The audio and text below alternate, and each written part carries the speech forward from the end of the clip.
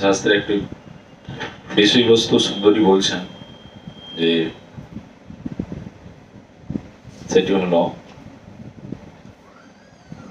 জয়াত্মজার্থ পশুভৃত্ত গৃহাপ্ত বর্গা পুষ্ণাতি যত প্রিয় চিকিৎসয়া বিদ্যমান শান্তি সকৃচ্ছ বরুদ্ধ ধন সদেহ শ্রেষ্ঠস্য বীজম বসিদতি বৃক্ষধর। মানে যে শাস্ত্রী বলছেন পুরুষ বহুবিধ ক্লেশ সহকারে অর্থ সঞ্চয় করিয়া থাকে, বহুবিধ কষ্ট করেন, সেই অর্থের দ্বারা স্ত্রী পুত্র সম্পত্তি পশু ভৃত্য গৃহ আত্মীয় বর্গের পালন করিয়া থাকেন। পরমায়ুর অবসানে সেই দেহই বৃক্ষের ন্যায় পুরুষের দেহান্ত সৃষ্টির বীজ স্বরূপ কর্ম সকল উৎপাদন করিয়া বিনাশ প্রাপ্ত হয়। মানে বোঝাতে পারল, মানে যখন সে ব্যক্তির আয়ু নষ্ট হয়ে গেল, সেই দেহকে এখানে বৃক্ষের সদৃশ্য বলেছেন। দেহ একটি বৃক্ষ, পুরুষের দেহান্তর সৃষ্টির বীজ স্বরূপ। যখন সন্তান সন্ততি বীজ স্বরূপ, বা সেই সন্তান সন্ততির মধ্যেও আমরা কর্ম সঞ্চার করে দিয়ে চলে যাচ্ছি, আমরা দেহ ছেড়ে দিচ্ছি।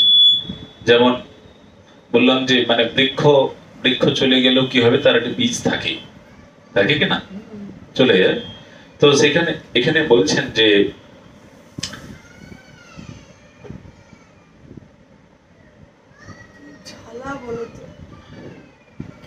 ওর মা নেই,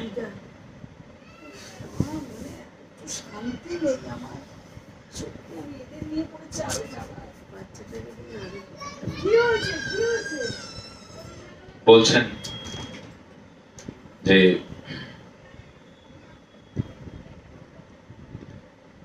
বিরক্তি বিবেক ভক্তিযোগ দাতা সকল গুরুর মধ্যে শ্রেষ্ঠ গুরু হলো দেহ। কেন অবধূত দেহকে গুরু বলেছেন? দেহ একটি গুরু। এই দেহটি নশ্বর হইলেও কিন্তু পরম আসক্তির সহিত, মানে ইহা সেবা পরম আসক্তির সহিত করা উচিত। নশ্বর দেহ ঠিকই, কিন্তু ভগবানের সেবা পরম আসক্তির সহিত করতে বলেছে গুরু। অন্যথা কৃতজ্ঞতা লক্ষণ দোষ হইয়া পড়ে। অতএব ইহার সম্বন্ধে অসংখ্য কেন বলিতেছ? তাহলে দেহ আমাদের একটি গুরু। দেহ যে দেহের নাশ হইলেও দুঃখের নাশ হয় না। কেননা বৃক্ষ যেমন বৃক্ষান্তর বীজ সৃষ্টি করে বীজাদে যথা বীজম, মানে বীজ একটি বৃক্ষ বীজ রোপণ করে আবার নাশ হয়ে যায়, সেইরূপ বর্তমান দেহ পুরুষের দেহান্তর বীজ কর্ম সৃষ্টি করিয়া অর্থাৎ দেহ প্রবাহ রাখিয়া নষ্ট হয়। জীব যে যা কিছু কর্ম প্রবাহিত করলো, তাহাতে সে আবার পুনরাবর্তী কোন একটা দেহ প্রাপ্তি করবে। তাই কর্মণ্যরভতি দেহি দেহেন আত্ম অনুবর্তি না কর্ম ভিস্ত নুদে দেহ মুভয়ং তবিবেকত। কর্ম সমাপ্ত হইলে যে ভোগের বাসনা অবসান হইবে তাহারও কোনো সম্ভাবনা নাই। কর্ম আমাদের সমাপ্ত হইলেই যে ভোগের বাসনা অবসান হইবে তাহার কোনো সম্ভাবনা নাই। কারণ দেহ দ্বারা কর্ম আরম্ভ করেন, আর সেই কর্ম দ্বারা আবার অন্য দেহ বিস্তার করিয়া থাকে। এই যে কর্ম আমরা যে করছি না, কর্ম আমাদেরকে ছাড়ছে না। ছাড়ে কি? কর্মই ছাড়বেই না। নিত্যকালের প্রয়াস চলবেই। এই প্রয়াসের দ্বারা সে আবার পুনরাবর্তী একটা শরীর প্রাপ্তি করবে, সেখানেও সে কর্ম করতে থাকবে। কি আপনি চাইলেও, অন্য কেউ চাইলেও যে ঘন্টার পর ঘন্টা বসে ভগবত কথা শুনতে পারবে?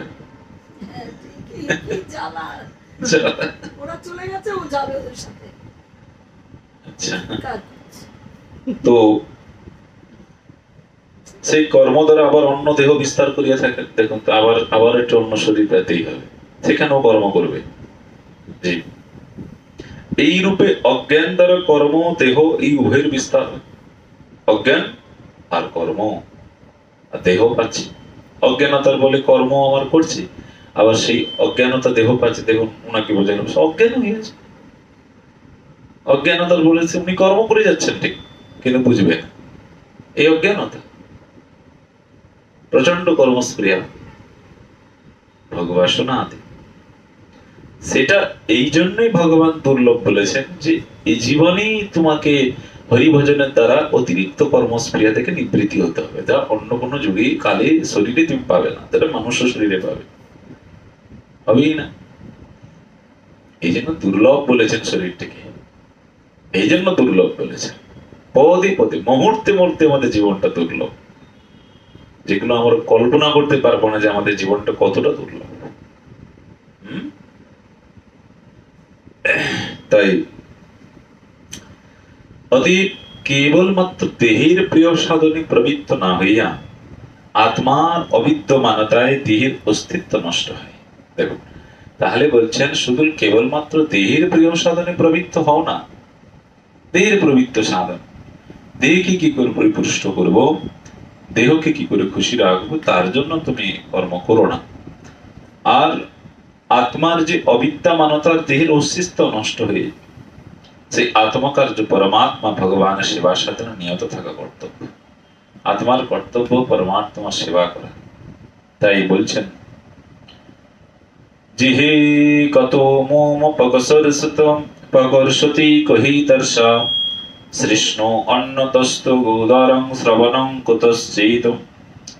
বলছেন বহু পত্নী বিশিষ্ট স্বামীকে যেমন প্রত্যেক স্ত্রী নিজের প্রতি আকর্ষণ করিতে চেষ্টা করে, সেইরূপ জিহ্বা, পিপাসা, তৃষ্ণ, ত্বক, উদর, শ্রবণ, নাসিকা, চঞ্চল নয়ন, এই কর্মেন্দ্রিয় সকল এই দেহ অভিমানী মানবকে স্ব স্ব বিষয়ে আকর্ষণ করিয়া থাকে।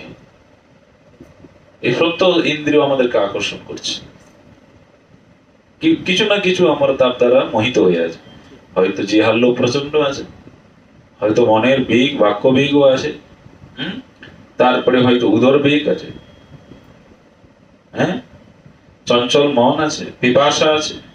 এই প্রত্যেকটা ভোগ্য বস্তু আমাদেরকে টানছে। তারাও বলছে যে আমার প্রতি ধাবিত হও।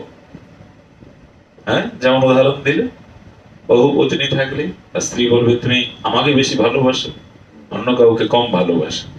এই সমস্ত বেগও আমাদেরকে টানছে যে তুমি আমার দ্বারা আকৃষ্ট হও, তুমি অন্য কাউকে ভালোবেসো না, এরকম ভাবে বলছেন। অতএব এই গুরু দেহকে কেবল প্রাণ ধারণ মাত্র ভোজ্য হওয়া উচিত।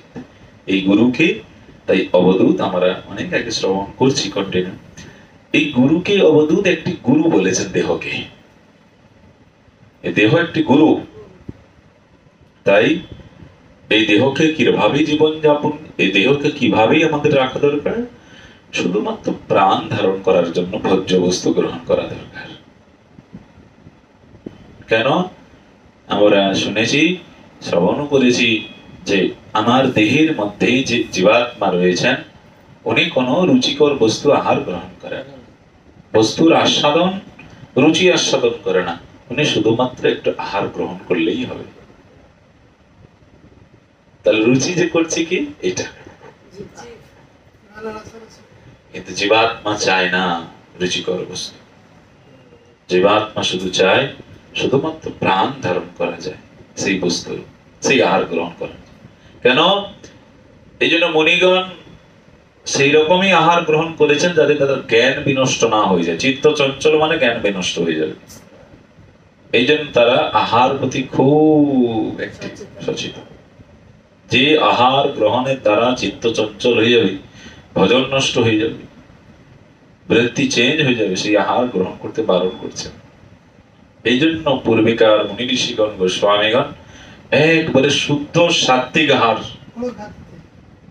হ্যাঁ, শুদ্ধ সাত্বিক। তাই তো আমাদের মধ্যে ভজন স্পৃহা কম। কেন? আমরা রুচিকর খাই। যেন মা বলছেন ডেলি ডেলি কি রকম একই সবজি খাবেন, রুচি লাগে। তো আমাদের যে মধ্যে যে আত্মা রয়েছে উনি রুচি চায় না, উনি চায় দেহ শুধুমাত্র ধারণ করে দেন, আহার্য গ্রহণ। তাই এখানে বলছেন এই দেহকে কেবল প্রাণ ধারণ মাত্র ভোজ্য দেওয়া উচিত। তাহলে আমরা বেঁচে থাকবো खाने के लिए जीना नहीं चाहिए, जीने के लिए खाना चाहिए ना। কোনটা? जीने के लिए, जीने के लिए खाना चाहिए। বেঁচে থাকলে খাবো, খাওয়ার জন্য বেঁচে আছি সেটি করলে হবে? হ্যাঁ,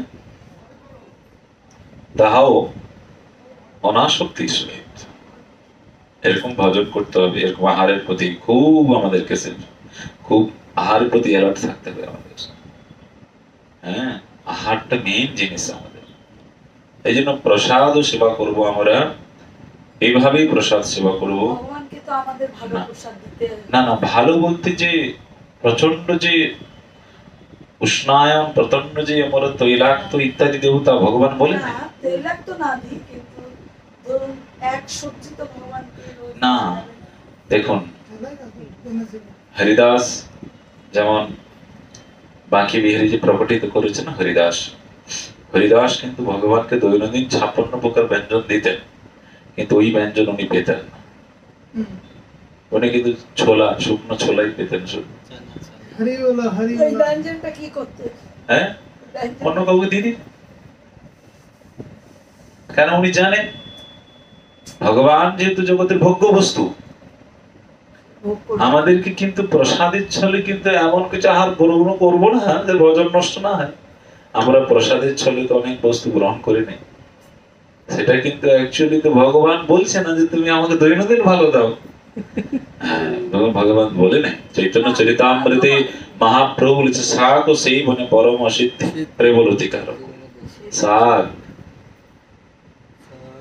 ভগবান বলেন যে দৈনন্দিন পরমাণু দিতে হবে, দৈনন্দিন পনি দিতে হবে, আমার সাধনটাকে লক্ষ্য রাখতে হবে। আপনি শাকও যদি শুধু প্রেম ভরে দেন, ভগবান তাই প্রসন্ন হয়ে যাবেন, তাই কেনা? এই জন্য আমাদের এই আহারের প্রতি খুব নজর রাখতে হবে। প্রসাদ প্রসাদের মতন হওয়া যায়। হ্যাঁ, এই জন্য এই গীতাই বলেছেন কটু অম্ল লবণ তুষ্ণ তীক্ষ্ণ রুক্ষ বিদায়হীন আহার ও রাজস স্রষ্টা দুঃখ মোহ প্রদরিণা।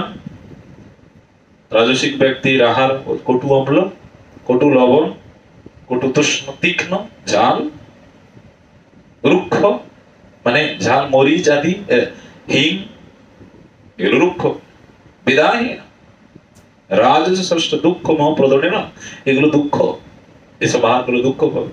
তাহলে আমার প্রসাদটা সেরকমই হওয়া যায়, দুঃখপ্রদ না হয়। কি দুঃখপ্রদ না হয়, এই জন্য আমরা যদি বলি ভগবানকে তো দিতেই হবে। এই জন্য আমরা যখন গুরুদেবের রন্ধন করেছি, হ্যাঁ, গুরুমাজ বলতেন যে এমনই রন্ধন করব, দেখুন ভগবান পাচ্ছে কিনা সেই ডাইরেক্টলি অনুভূতি আমাদের হয় না যে আমি ভগবানকে দিচ্ছি, ভগবান খাচ্ছেন। আমরা কখন বুঝি? যখন গুরু বৈষ্ণবকে সমর্পিত করি। গুরু বৈষ্ণব ভগবানের প্রিয়জন, ওনারা সেবা করছেন, তাতে ভগবান সেবা করছেন। এবার গুরু বৈষ্ণবের রুচি অনুযায়ী দেওয়া মানে আপনাকে সেরকমই রন্ধন করতে হবে, যেটা ভগবত অনুকূলে সেবা। আমরা এমন রসাই বানালাম যে যেটা ওনাদেরই রুচিকর।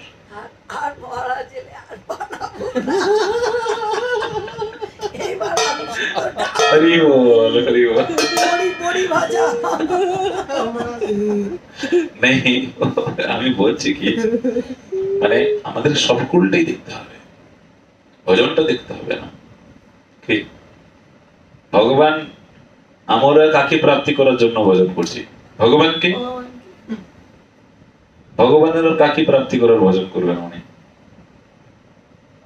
উনি তো ভগবানই, ওনাকে আমাদেরকে পেতে হবে। তো ওনাকে পেতে গেলে আমাকে তো আহার সাত্বিক করতে হবে, শুদ্ধ সাত্বিক। এই জন্য আমাদের গুরু মা যখন রন্ধন করতাম, হ্যাঁ, সেই আহার আদিতে দেখলে ভাবতেন যে কি কি খাচ্ছেন আপনি, এরকম দৈনন্দিন। হ্যাঁ, ওইটাই হচ্ছে জীবাত্মা রসালো আহার, যাহার মধ্যে কোনো রুচি থাকবে না। রুচি তো দেহ কেন্দ্রিক হয়, আমার রুচিটা দেহ কেন্দ্রিক হয়। ইন্দ্রিয়িক মানে তর্পণ, ইন্দ্র তৃপ্তি আমাদের মধ্যে। আমরা এই জন্য রুক্ষ বিদায়ন বললাম, কটু অম্ল লবণ ঝাল গরম, এগুলো দেহইক ইন্দ্র তৃপ্তি, এগুলো ইন্দ্র তৃপ্তি আমাদের মধ্যে। তাহলে আপনার জীবাত্মা যেটা প্রসন্নতা হয় সেইটা অনুভূতি হচ্ছে না আমাদের মধ্যে। জীবাত্মা কিন্তু এগুলো চায় না। বললাম তাহলে জীবাত্মা কি চায়? শুধুমাত্র প্রাণ ধারণ করার মাত্র। এই জন্য যারা মুক্ত কুল, যারা মুক্ত জ্ঞানাত্মক, যারা যোগারূঢ় জীব, তারা দেখবেন একেবারে খুব সিম্পল আহার গ্রহণ করে। কেন? তারা জেনে গেছে, তার জ্ঞান প্রাপ্ত, প্রগাঢ় জ্ঞান হয়ে গেছে, পূর্ণ জ্ঞান হয়ে গেছে যে অন্য কিছু আহার দ্বারা সেটা যেন তার জ্ঞান নষ্ট না হয়। এই জন্য এখানে বলছেন অনাসক্তির সহিত এই গুরু, ইহাই গুরু সেবা। দেহ হলো গুরু, দেহ গুরু, তাহলে সেবাটা আমাদের এরকমই করতে হবে দেহকে দিয়ে। শ্রদ্ধার সহিত যদি ভোগ প্রদত্ত হয়ে তাহলে তা তত্ত্ব শ্রবণ করে। এই দেহাসক্ত পুরুষকে একদিকে রসের প্রতি জিহা আকর্ষণ, এই জিহা জিহা রস আমাকে আস্বাদন করতে বলছে, খাও এগুলো একটু ভালো ভালো খাবার খাও, জিহা বলছে বারবার করে। আবার বলপূর্বক আনয়ন করিতেছে, অন্যদিকে ইন্দ্র টানছে, কখনো পিপাসা জলের প্রতি, কখনো শিষ্ণ ব্যবহার, কখনো কর্মচরিতার্থতার প্রতি, আর ত্বক প্রভৃতি স্পর্শাদির প্রতি কর্মশক্তি কর্মেন্দ্রিয়গণ লুলন ভাঙিয়া চুরিয়া ফেলে। এক একটা একটু করে ইন্দ্র আমাদেরকে টানছে। তৃষ্ণা, দর্শন, এই কর্ণ শ্রবণ করছে, বিভিন্ন বিভিন্ন শ্রবণ করছে জীব। ভাগবত কথা তো সর্বদা শ্রবণ করছে না, দর্শনও করছে জীব, আলাদা আলাদা বস্তু দর্শন করছেন। তো এইগুলো টানছে বারবার করে, তুমি চলো এইটা দর্শন করবে, চলো এইটা শোনো, এইগুলো শোনো না, অন্য কথা শোনো, একে একে টানছে। তাই এখানে সুখদেব গোস্বামী পাদ বলেছেন যে দস্যু সদৃশ্য এগুলো, ষড় ইন্দ্রিয়গণ দস্যু সদৃশ্য। দস্যু, এই ইন্দ্রিয়গণ দস্যু বলেছে সুখদেব গোস্বামী পাদ বলছে। অতএব এই গৃহোচিত ভোগ সকল উপভোগ করাইয়া অজিতেন্দ্র কুবুদ্ধি মানবের পরম পুরুষ ভগবানের আরাধনা লক্ষণ ধর্ম, যাহা অলৌকিক ধর্ম বলিয়া কথিত হয়, সেই ধর্মরূপ ধন অপহরণ করে। অতএব দেহাসক্ত ব্যক্তির দুর্গতি লক্ষ্য করিয়া আত্মা মঙ্গল কামী জন এই দেহকে ভোগায়তন না জেনে প্রাণ ধারণ উপযোগী ভোজ্যাদি অনাসক্ত ভাবে প্রদান করিয়া ইহাকে নিজ প্রাণপতি ঋষিকেশের সেবায় নিযুক্ত করিবে। এ দেহকে একমাত্র ঋষিকের সেবায় নিযুক্ত করিতে হইবে। তাই ভগবান স্বীয় মায়া শক্তি দ্বারা বৃক্ষ, সরীসৃপ, পশু, পক্ষী, কীট, পতঙ্গ আদি বিবিধ শরীর রচনা করিয়া তাহাতে তৃপ্তি লাভ করিতে না পারিয়া অবশেষে ব্রহ্ম সাক্ষাৎকারের উপযোগী বুদ্ধি বিশিষ্ট পুরুষ দেহ সৃষ্টি করিয়া সন্তোষ লাভ করিলেন। আমাদের পূর্বে কিন্তু ভগবান এই কীট, পতঙ্গ, পশু, সরীসৃপ তৈরি করেছে। ওগুলো তৈরি করেও ভগবান আর সন্তুষ্টি হচ্ছে না। কেন? ওগুলোর দ্বারা ব্রহ্ম দর্শন হবে না। হবে কি? থোড়ি কি সর্প হরিনাম সংকীর্তন করবে, বৃক্ষ করবে, করবে। তাই ভগবান সন্তুষ্টি হচ্ছে না। অবশেষে ভগবান বুদ্ধি বিশিষ্ট পুরুষ দেহ সৃষ্টি করলেন, যে পুরুষ দেহের দ্বারা যে ভগবত দর্শন হবে, তখন ভগবান তৃপ্তি লাভ করলেন। এখানে বলছে যে অপবর্গ সাধক একমাত্র মনুষ্য দেহের সৃষ্টি, সেই জন্য ইহাকে নরক সাধন করা উচিত নহে। এই শরীর একমাত্র ভগবত দর্শন জন্য, এই নরক সাধনের জন্য নয়। জীব তো নরক সাধনের জন্য ব্যস্ত, নরকে যাওয়ার জন্য ব্যস্ত। কতজন বা জীব ভগবত দর্শনের জন্য ব্যস্ত? ব্যস্ত নেই। জীব নরকে যাওয়ার জন্য কর্ম প্রায় শতাংশ জীব করছে। দেখুন ভোগ ভোগ পিপাসা চলছে। দেখুন আমাদের কলকাতা শহর উন্মত্ত, হ্যাঁ,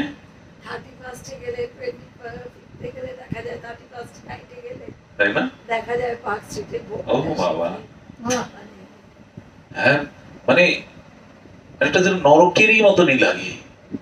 জীব কি না করছে শুধু এইটার জন্য, দেহর জন্য। কি দেহটা এটার জন্য নয়, একমাত্র দেহ ভগবত দর্শন। এই জন্য কীর্তন আছে, মনুষ্য জন্ম, এই জন্য কীর্তন করি না, জন্ম সফল যার কৃষ্ণ দর্শন ভাগ্য হইয়াছে। এই জন্ম, এই জন্ম সার্থক হবে তখনই যার ভাগ্য দর্শন, ভগবানের দর্শন হয়েছে। এই শরীর একমাত্র ভগবানকে দর্শন করার জন্য। এই জন্য শাস্ত্রেই বলছে যে এই শরীরটাকে নরক সাধন করা উচিত নয়। পুরুষ অর্থাৎ মনুষ্য দেহ ব্রহ্ম অবলোকন দেহিসান অর্থাৎ ব্রহ্মের বা পরমেশ্বরের অবলোক সাক্ষাৎকারে যাহার দেশন বা বুদ্ধি। এবং এই দেহ আমাদের সর্বকর্মের উপযোগী নয়। এই দেহ দিয়ে শুধু কর্মই করবো তাও না বলছে। এই দেহ আমাদের সর্বকর্মক্ষম হয় নাই। তখন পুরুষ মানব দেহ নির্মাণ করিয়া তাহাদিগকে অর্পণ করিলেন। তাহারা বলিলেন এই দেহ সুচারু নির্মিত হইয়াছে। এই দেহ দিয়ে শুধু কর্ম করার জন্য নয়, শুধু কর্মই করব না, ভগবানের সেবা করতে হবে, ভগবানের জন্য কর্ম করতে হবে এই দেহ দিয়ে। তাই ঋষভদেব বলছেন, ঋষভদেব নায়ং দেহ দেহ ভাজং নির্লোকে কষ্টান কামান হর্তে বীড় ভুজায়ন যে তপ্পো দিব্যং পুত্র কাজেন সত্যং শুদ্ধেদ যস্মাদ ব্রহ্ম শৌকো স্তনস্তম। ঋষভদেব বললেন পুত্রগণকে, ঋষভদেব ভগবান ঋষভদেব এই জগতে দেহধারী প্রাণীগণের মধ্যে এই নরদেহ লাভ করে দুঃখপ্রদ বিষয় ভোগ করা উচিত নহে।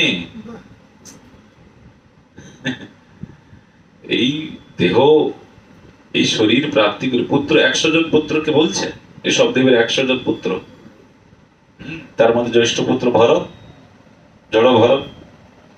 তো পুত্রগণকে বলছেন যে নরদেহ লাভ করে দুঃখপ্রদ বিষয় ভোগ করা উচিত নয়। তাহলে কি করবে? এই প্রকার বিষয় ভোগ বিষ্ঠাভোজী কুকুর শুকুর আদির মধ্যেও আছে, আছে কি না? কুকুররাও তো বিষ্ঠা ভোগ করে।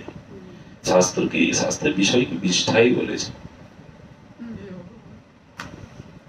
ভগবত সেবার পর অপ্রাকৃত তপস্যা করাই উচিত। অপ্রাকৃত তপস্যা করতে বলছে, এই দেহ দিয়ে শুধুমাত্র তপস্যা করার জন্য। যেমন আমরা শ্রবণ করছি, এরকম ভাবে অহর্নিশি শ্রবণ করতেই হবে, এটাই তপস্যা কলিযুগে। নাম সংকীর্তন এগুলোই তপস্যা কলিযুগে। তাহলে বলছেন অহর্নিশি তপস্যা করা উচিত, যেহেতু তদ দ্বারা অন্তঃকরণ নির্মল হয়ে যাবে। নির্মল হৃদয় নির্মল হয়ে যাবে ভগবানের নাম কীর্তন আরতি আদি হরিনাম প্রসাদ সেবা, হৃদয় নির্মল হয়ে যাবে। হৃদয় নির্মল হইলে সবিশেষ নির্বিশেষ ভেদে দিবিত ব্রহ্মানন্দ লাভ হয়। হৃদয় নির্মল হয়ে গেলে ব্রহ্মানন্দ, আনন্দ ব্রহ্মানন্দ তার হয়ে যাবে। তখন আর তার সংসার ভালো লাগবে না, সংসার আর ভালো লাগবে না। তাহা অপার অর্থাৎ বিষয় ভোগাদির ন্যায় সসীম নহে। আবার এই অপারও বলছেন, মানে সহজে জীব পারবে না এটি করতে। যত্র বৈ মানুষী জাতি ব্রহ্মণা চোপকল্পিতা, যে অর্থাৎ সেই পুত্রগণের মধ্যে আত্মানুসন্ধান বিশেষ দ্বারা ব্রহ্মা মনুষ্য জাতি সৃষ্টি করিয়াছে। ভগবান বাগাদি ইন্দ্র সম সৃষ্টির সঙ্গে ইন্দ্রাদি অধিষ্ঠাত্রী অগ্নি প্রভৃতি দেবতাগণকে সৃষ্টি করিয়াছেন। দেখুন, ভগবান ইন্দ্র যেমন সৃষ্টি করিয়াছেন এই সমস্ত ইন্দ্রিয়, আবার দেবতাগণকেও সৃষ্টি করেছেন, দেবতাগণকেও। তাহাদের ক্ষুধা তৃষ্ণা বর্ধিত হয়, তারা পরমেশ্বরকে বলিলেন আমাদের জন্য যথাযোগ্য স্থান কল্পনা করুন, যে স্থানে আমরা প্রতিষ্ঠিত হইয়া অন্ন ভোজন করিব। তখন তিনি তাহাদিগের নিকট যথাক্রমে গো শরীর, অশ্ব শরীর, পুরুষ শরীর আনিয়া সেই দেবগণকে চক্ষুর আদি যাহার যা স্থান তাহাকে তথায় প্রবেশ করিতে বলায়। তাহারা সকল দেহ অপেক্ষা মনুষ্য দেহে অভিলাষ করিয়াছিলেন। কারা? ইন্দ্রিয়গণ। সেখানে গো শরীর দিয়েছে, অশ্ব শরীর দিয়েছে, আর মনুষ্য শরীর দিয়েছে। বা যাও তোমরা যে শরীরটা পছন্দ করে তার মধ্যেই থাকো, আর তারা এই দেহ শরীরটাকে পছন্দ করেছে। যে শরীরে ইন্দ্রভোগ প্রবল হবে, এই শরীরে পশুদের থেকেও মানুষের ইন্দ্রভোগের ব্যাপারটা বেশি থাকে। তাই তারা এই মনুষ্য দেহ বিলাস করিয়েছেন। সকল দেবতার সকল বৃত্তির বিকাশের উপযোগী সর্বক্ষম ক্ষম বলিয়া মানব দেহকে স্বীকৃতি বলা হয়। দেবতাগণ বলছেন মনুষ্য শরীরকে প্রাপ্তি করার জন্য তপস্যা করছে, এই মনুষ্য শরীরকে প্রাপ্তি করা। ইন্দ্র আদি সমস্ত গন্ধর্বগণ এই মনুষ্য শরীর পেতে চাইছে, যেটা আমরা পেয়ে গেছি। শ্রী ভগবান বলেছেন তসাং মে পৌরুষম প্রিয়ম, ভাগবতে বলেছেন ভগবান তসাং মে পৌরুষম প্রিয়ম। ভগবান অন্তর্যামীর সকল দেহে বিরাজিত থাকিলেও তুল্য রূপে অভিব্যক্ত নয়। তিনি যোগাদি যোনি অপেক্ষা কেবল মানব দেহে তিনি অপেক্ষাকৃত বিশেষ ভাবে প্রকাশমান। অন্যান্য শরীরে ভগবান প্রকাশিত যেমন থাকেন, তার থেকে বেশি প্রকাশিত থাকেন এই মানব দেহে, সম্পূর্ণ প্রকাশিত থাকে। যদি জীব সঠিক মাত্রায় সঠিক ভাবে সাধনা করেন, ভগবান সেখানে বিরাজিত হয়ে যান। সঠিক যদি কেউ হরিভজন করেন, বিরাজিত হয়ে যাবে। তাই তস্যৈব ভগবান রাজস্তারতমেন্ন বর্ততি তস্মাৎ পত্রং হি পুরুষো যাবনাত্মযথেয়তি। তারতময়ী তির্যগাদি হইতে পুরুষ দেহে আর্থিক বর্তমান বলিয়া পুরুষ পত্র বলেছেন। বহু জন্মের পর জগতে সুদুর্লভ পরমার্থ প্রদ এই অনিত্য মনুষ্য দেহ লাভ করিয়া নিরন্তর মরণশীল দেহের পতনের পূর্ব পর্যন্ত বুদ্ধিমান পুরুষ কাল বিলম্ব না করিয়া পরম মঙ্গলের জন্য যত্ন করিবে। বলছেন বহু জন্মের পরে জগতে দুর্লভ সুদুর্লভ শরীর পেয়েছে। লব্ধা সুদুর্লভ মেদং বহু সন্তবান মনুষ্যম অর্থদম অনিত্যম পিহ ধীরা তুরণং যতীত নতপতীত দনুমৃত যাবন নিঃশ্রেয়সায় বিষয় খলু সর্বতস্য। বলছে অনেক বহু জন্মের ভাগ্যের ফলে মনুষ্য শরীরটা পেয়ে গেছে।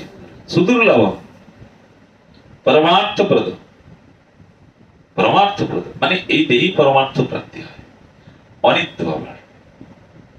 এই মনুষ্য দেহ লাভ করিয়া নিরন্তর মরণশীল দেহের পতনের পূর্ব পর্যন্ত, মানে আমাদের মৃত্যুর পূর্ব পর্যন্ত কি বলছেন, কাল বিলম্ব করতে বারণ করছেন।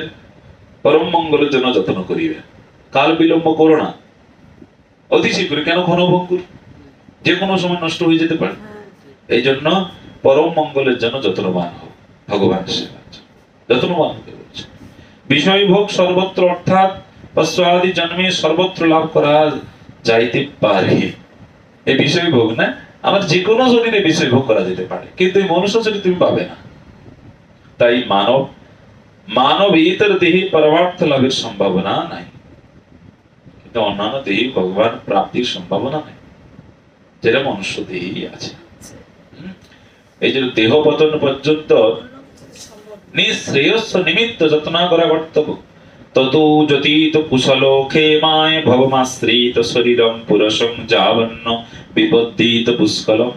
প্রহ্লাদ মহারাজ দৈত্য বালকগণকে বলছেন যে দেখো, সেই কারণে বিবেকী পুরুষ সংসার দুঃখ হইতে ভীত না হইয়া, প্রহ্লাদ মহারাজ অসুর বালককে বলছেন যে ততু যতি কুশল ক্ষেমা ভাবমাশ্রিত। বিবেকী পুরুষ এই সংসার দুঃখ, কখনো তো সংসারে দুঃখ হচ্ছে, সবসময় সুখ নেই, তাই বিবেকী পুরুষ এই সংসার দুঃখ হইতে ভীত হয় না।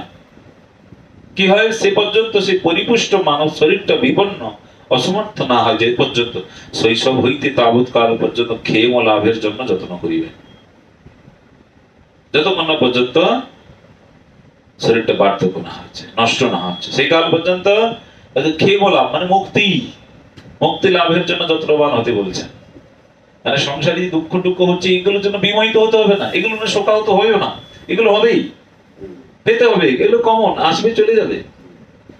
কিন্তু এই জন্য ক্ষেম লাভের জন্য যত্নবান হোক। যতক্ষণ, এই যেমন আমাদের বার্ধক্য দশা হয়ে গেলে কত কষ্ট, তাই কিনা? আপনি বলুন, বার্ধক্য কত কষ্ট লাগে, একটা কাজ ফ্রি করতেই পারবে।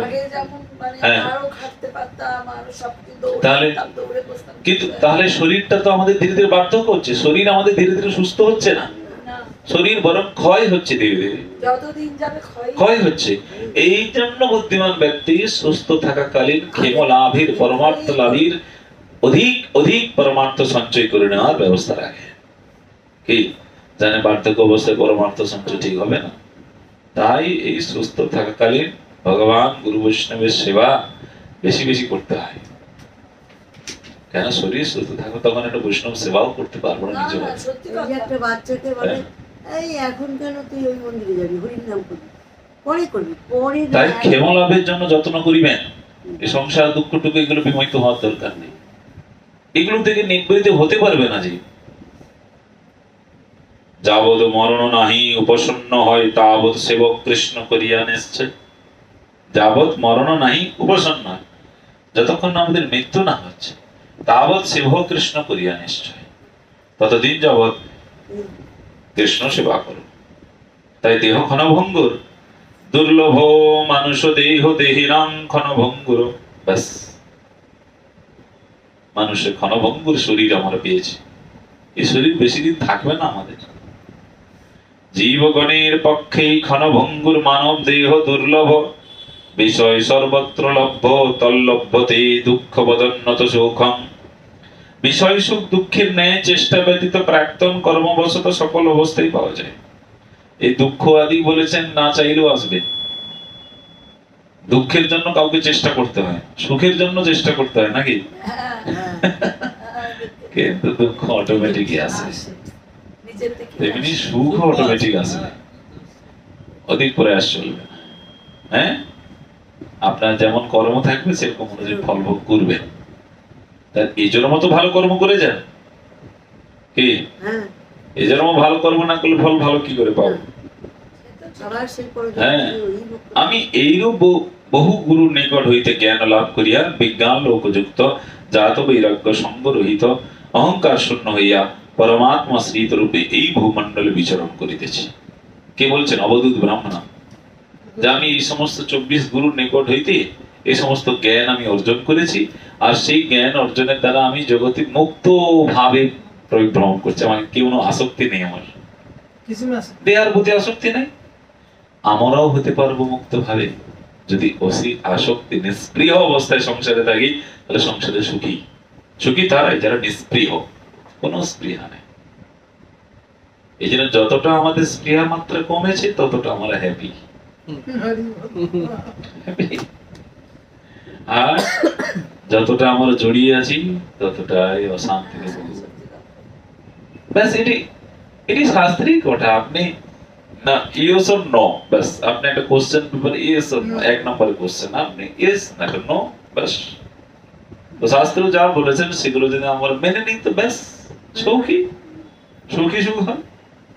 এই জন্য শাস্ত্রে বলছেন যে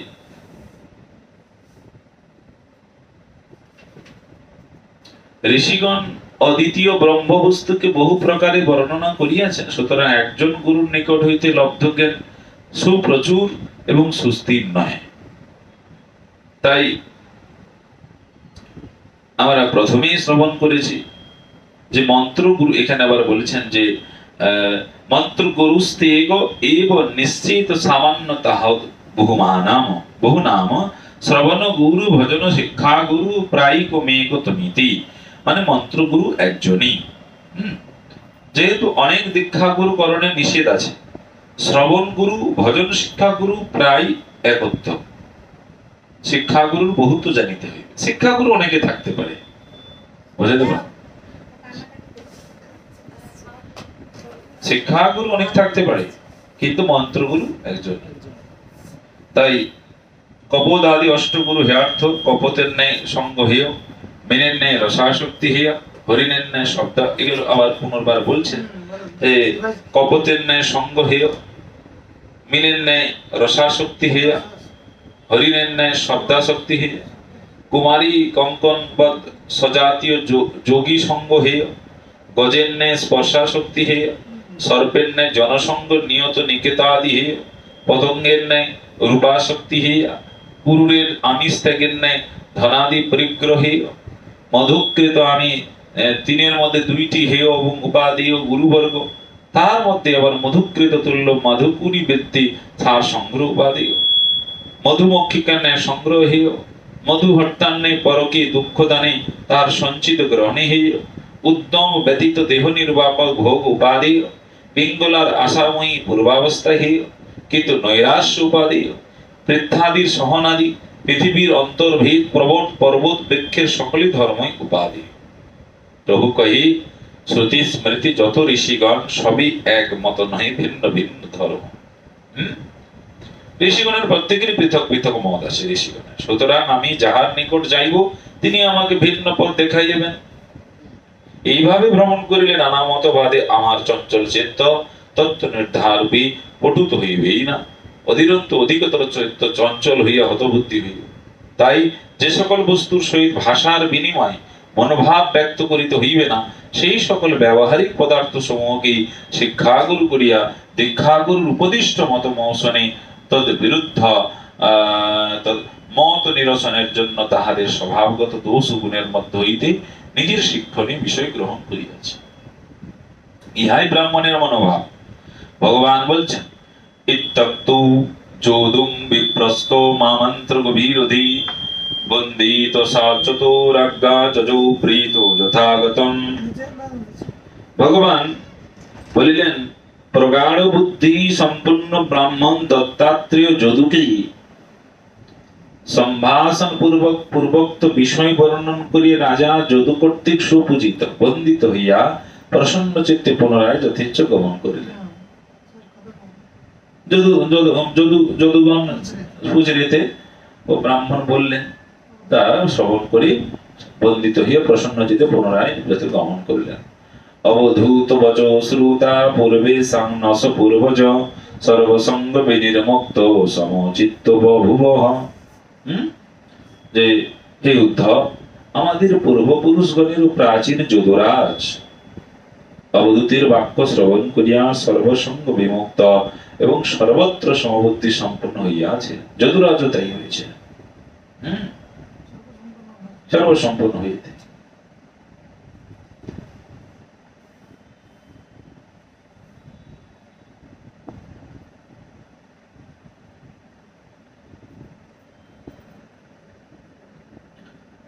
আর এখানে দত্তাত্রেয়ের কথা তো আমরা জানি সকলেই। দত্তাত্রেয় ভগবত অবতার, অত্রি ঋষির পুত্র কামনা করলেন।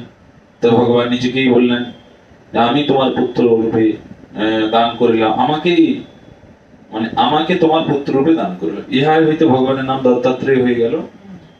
তাই তাহার পাদপদ্ম রেণু দ্বারা পবিত্র দেহ হইয়া যদু হই হই প্রভৃতি রাজগণ ঐহিক পারলৌকিক অথবা ভক্তি মুক্তি রূপ যোগেশ্বর্য লাভ করিয়া।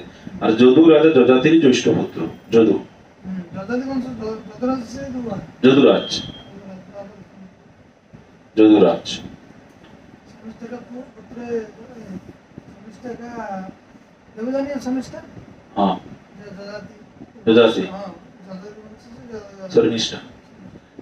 রাজা যজাতির জ্যৈষ্ঠ পুত্র। যজাতির জ্যৈষ্ঠ পুত্র হলো যদু। যজাতি শুক্রাচার্যের শ্বশুর জরাগ্রস্ত হয়ে গেলেন, শর্মিষ্ঠা। তাহলে যদু হলো যজাতির জ্যৈষ্ঠ পুত্র। ময় ভগবান শ্রী ভগবান ভগবান কি বললেন যে ময়োতীত দিতেশ রহিত সধর্মীষু মদাশ্রয় বর্ণাশ্রম কুলাচারম কামাত্ম সমাচারী। ভগবান বললেন, আমি যে সকল পঞ্চরাত্রাদি শাস্ত্রোক্ত বৈষ্ণব ধর্মের বিষয় কীর্তন করিয়াছি, আমার আশ্রিত ব্যক্তি তাহাতে সর্বদা বিশেষ মনোযোগী কামনা রহিত হইয়া তাহার অবিরোধী বর্ণাশ্রম কুলাচার সকল অনুষ্ঠান করিবে। এই যে বর্ণাশ্রম ধর্ম, ভগবান এগুলোকে সুষ্ঠুভাবে পালন করতে বলছেন। বর্ণাশ্রম ধর্মকে মানে যদি কেউ গৃহস্থ থাকে, সে গৃহস্থের জন্য সুন্দরভাবে ধর্ম পালন করে। যার যার গৃহস্থ যে যেরকম আশ্রমে আছে, সেই আশ্রমে ভগবান বলছেন বর্ণাশ্রম কুলাচার সকল অনুষ্ঠান করিবে। আমি যে সকল ভগবান শাস্ত্রে কীর্তন করেছেন বলেছেন, তা করতেই হবে আমাদের সকলকে। তাই ভগবান এখানে চতুর্বিংশতি গুরুগণের নিকট হইতে প্রাপ্ত শিক্ষার কথা বলিয়া উদ্ধবকে লক্ষ্য করিয়া বর্তমানে অন্য জীবকুলকে আত্মানুভব বিষয়ের সাধন উপদেশ করিতেন।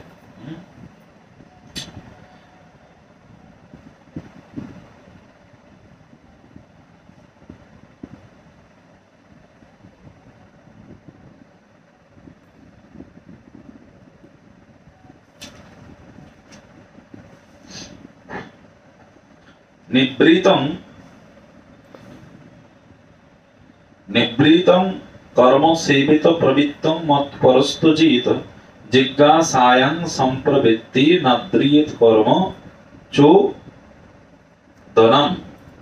মানে আমাতে অভিনিবিষ্ট ব্যক্তি কাম্য কর্ম পরিত্যাগ করে নিত্য নৈমিত্তিক কর্ম করিবেন। আচ্ছা, কি বলছে? আমাতে অভিনিবিষ্ট ব্যক্তি কাম্য কর্ম পরিত্যাগ করিয়া নিত্য নৈমিত্তিক কর্ম করিবেন। আত্মতত্ত্ব বিচারে সম্যক রূপে নিবিষ্ট হইয়া নিষ্কাম কর্মের প্রতি আদর করিবেন না। যেহেতু মৎপর অর্থাৎ মদকালম্বনধি, নিষ্কাম নিবৃত অর্থাৎ নিত্য ধর্ম প্রবৃত্ত অর্থাৎ কাম্যকর্ম। এখানে বলছেন যে নিত্য নৈমিকাদি কর্মবিদ কি অনধিকার হেতু আদর করা উচিত নয়। যেরূপ কথিত হইয়াছে যে মনি যোগ পদবীতে আরোহণ করিতে ইচ্ছুক তাহার পক্ষে কর্মকে কারণ বা সাধন বলা হয়। যোগারূঢ়ের পক্ষে কর্মের সমর্থক বিক্ষেপ কর্মের উপরিত সাধক। যে সময়ে সর্বসংকল্প বর্জন পূর্বক ইন্দ্রিয় প্রয়োজন কর্ম সময়ে আসক্ত হন না, তখন তাকে যোগারূঢ় বলা। মানে এই যে কর্মজীবকে প্রথমে পরিত্যাগ করার কথা বলা যাবে না, কর্ম করতেই হবে। এই জন্য প্রথমেই জীবকে এই যে প্রচন্ড নিষ্ঠা ভক্তির দ্বারা তাকে বলে দিলাম, সে তো কর্মস্প্রিয়া, সে কর্ম আর করতে চাইবে না। এই জন্য ধীরে ধীরে সে কি করবে, যখন সে ভগবানের হরি ভজনের প্রতি অনুগ্রহতা হবে, নিষ্ঠা হবে ভগবান, তখন সে ধীরে ধীরে কর্মস্প্রিয়া তার ছেড়ে দেবে, অধিক কর্মস্প্রিয়া। তখন সে সর্বক্ষণ কর্মস্প্রিয়া থাকবে, সে দেখে নেবে, বুঝে নেবে যে করবে তার আমার ভক্তি বৃদ্ধি হবে, সেই কর্মটা সে বেশি করে করবে। কিন্তু প্রথমে এটা হবে না, প্রথমেই যেন কর্মত্যাগের কথা বলা যাবে, এই কর্ম করতে হবে থাক, না বলতে করা যাবে না।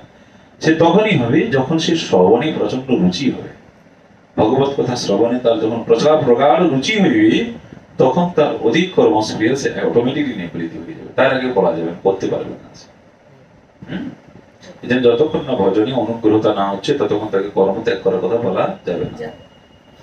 জমান ভিক্ষাং সেবিত নিয়মান মৎপরগচ্ছিত মত অভিজ্ঞং গুরু শান্তমুপাসিত মদাত্মকম। আমার সেবায় নিযুক্ত হইয়া নিরন্তর অহিংসাদি যম সম অনুষ্ঠান করত, শৌচাদি নিয়ম যথাশক্তি পালন করিতে হইবে। ভগবান বলছেন স্বয়ং উদ্ধবকে যে আমার সেবায় নিযুক্ত হইয়া নিরন্তর অহংকার আদি শূন্য হইয়া শৌচাদি নিয়ম, সুচিতা, এই শৌচ আদি পালন করতে বলছেন, যথাশক্তি পালন করিতে হইবে। অনন্তর আমার তত্ত্বজ্ঞ এবং মত স্বরূপ শান্ত শ্রী গুরুদেবকে সেবা করিবেন। গুরু সেবা, গুরু সেবা বিশেষ দরকার আছে, গুরু সেবা। তাই আদরের সহিত সেবা করা উচিত, কিন্তু নিয়ম অর্থাৎ শৌচাদি গচ্ছিত অর্থাৎ যথাশক্তি শৌচাদি পালন ঠিকঠাক করতে হবে। সুচিতা মানে শৌচতা আদি, মানে যেমন আমার টয়লেটে গেলাম, শৌচতা, শুচি থাকা, সেগুলি একবিংশতি অধ্যায় বলেন, সেখানে আবার ভাগবতে আলো ভালো বলেছেন। আর সকলের চেয়ে অধিক আগ্রহের সহিত গুরু উপাসনা করিবেন। ভগবত আশ্রয় ব্যতীত জমাদিরও বিফলতা দেখাইতেছে। তত্ত্বজ্ঞানের অবিরোধ নিজের আবশ্যক মত মলমূত্র উৎসর্গাদি কার্য করিতে হইবে, কিন্তু জমাদিতর আদর পরিত্যাগ করে গুরুর উপাসনা করিতে হইবে। আচার্য মান বিজনিয়াত এখানে শাস্ত্রে বলেছেন, গুরু কৃষ্ণ রূপ হন শাস্ত্রের প্রমাণে, গুরু রূপে কৃষ্ণ কৃপা করেন ভক্তগণে।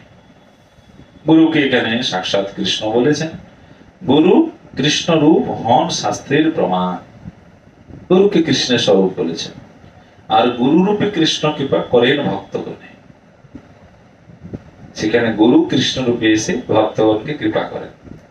আমরা তো সাক্ষাৎ কৃষ্ণকে দেখার সৌভাগ্য হয়নি, এই গুরুদেব কৃপা করেন। তাই সকলের চেয়ে অধিক আগ্রহের সহিত গুরু সেবা করা কর্তব্য, অর্থাৎ ভক্তির সহিত সেবা করিতে হইবে।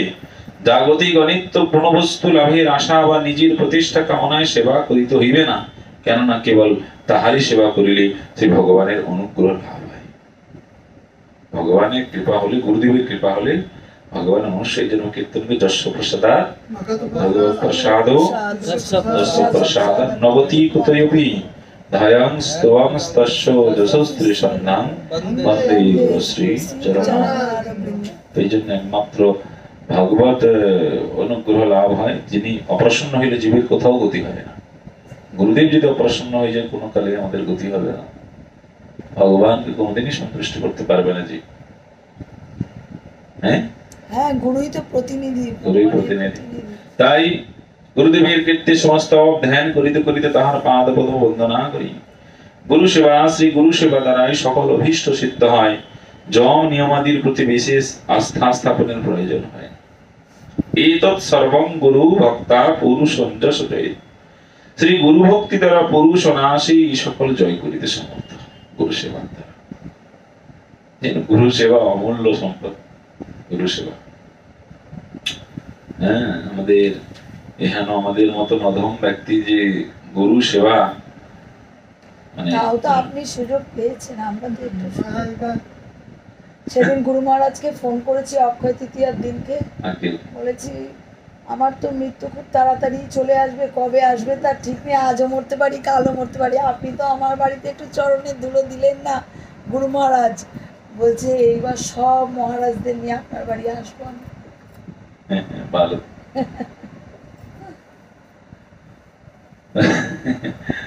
তো গুরু সেবা ব্যতীত অন্য উপায় নিরর্থক, আমরা তো কিছুই করতে পারি না। হে অজ, যাহারা ইন্দ্রিয়গণ এবং প্রাণকে জয় করিয়াছে, তাহাদের পক্ষেও যাহার দমন সম্ভবপর নয়, সেই মনোরূপ তুরঙ্গকে যাহারা গুরু চরণাশ্রয় ব্যতীত সংযত করিতে চেষ্টা করে, তার উপায় বিষয়ে বিক্ষিপ্তমান এবং শত শত বিঘ্ন দ্বারা আকুল হইয়া সমুদ্র মধ্যে অস্বীকৃত কর্ণধার বণিকের ন্যায় কেবল মাত্র দুঃখ ভোগ করিয়া থাকেন। গুরু সেবা, গুরু আশ্রয় ব্যতীত অমান্য মত সর্বদক্ষ নির্মম দিল সুহৃদ, অসত্য রহট্ট জিজ্ঞাসু অনুসু মোঘ বাঘ। গুরু সেবক অমানি নিমৎসর অনলস মমতাশূন্য, গুরু ইষ্টদেবের প্রতি বিশ্রম্ভ প্রীতিপরায়ণ, অবক্র তত্ত্ব জ্ঞান আকাঙ্ক্ষী, অসুয়ারহিত প্রজল্প রহিত হইবে। যারা গুরু সেবা করবে তাদেরকে এরকমই হতে হবে, অমানি হতে হবে, মানে মান চাইবে না, মান চাইবে না, অন্যকে মান দেবে কিন্তু নিজে মান চাইবে। এবং অনলস, মানে গুরু সেবাতে তার অলসতা থাকবে না। প্রজল্প রহিত, প্রজল্প কথা বলা যাবে না, মানে মানে মানে প্রজল্প মানে মানে আজে বাজে কথা নাকি, নিন্দে চর্চা, আজে বাজে কথা, আজে বাজে কথা। হ্যাঁ, প্রজল্প সমস্ত গ্রাম্য কথা বলতে, ঘন্টার পর ঘন্টা বলতে থাকে।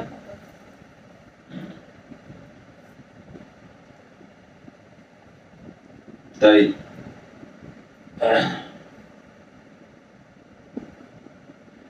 শিষ্যের লক্ষণ এখানে বলছেন, শিষ্যকে অমানিত হতে হবে। আমি ব্রাহ্মণ, আমি ক্ষত্রিয়, আমি পণ্ডিত, আমি ধনী ইত্যাদি প্রাকৃত অভিমান শূন্য থাকতে হবে শিষ্যকে। এই অভিমান যেন না থাকে শিষ্যের।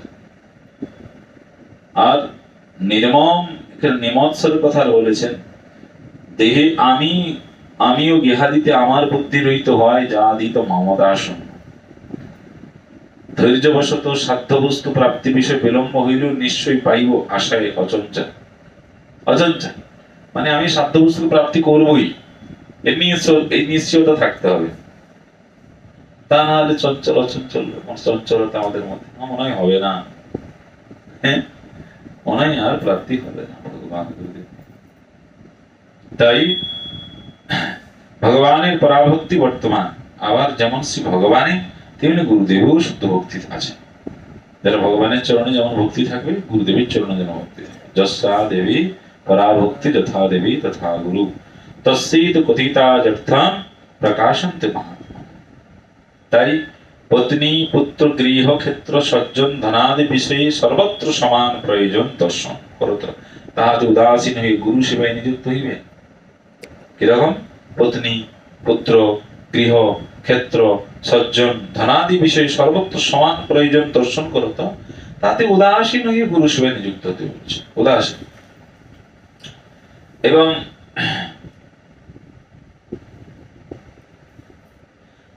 বলছেন কি রূপ বিচারে অন্য বিষয় নির্মম হইব তাহার বলিতেছেন। আত্মা অর্থাৎ নিজের অর্থ, অর্থাৎ কি সৌম্য রূপাদি মুদ্রা রূপ ধনের ন্যায় সমান দর্শনশীল হইয়া যেমন ব্যবহারিক যে পর্যন্ত যাহার করবত হইবি সেই পর্যন্ত তাহার মমতার পাত্র, সর্বদা নয় সেই সেই জয়াদিক পর্যন্ত। এই জন্য চিত্রকেতু মহারাজ, দেখুন চিত্রকেতু মহারাজের যা হয়েছিল, চিত্রকেতু মহারাজ তাই বলছেন এখানে কি হয়েছিল, জস্তা বস্তুনি পন্নানি হিমাদীন ততস্তুত পট্ট পর্যটন্তি নরসৈবং জৈব যোনিস কর্তৃষ্য। যেরূপ ক্রয় বিক্রয় যোগ্য সুবর্ণাদি বস্তু সম ক্রমশ ভিন্ন ভিন্ন মনুষ্যের মধ্যে পর্যটন করিতেছে, সেইরূপ জীব ক্রমশ নানাবিধ জনক জননীতে পরিভ্রমণ করিতেছে।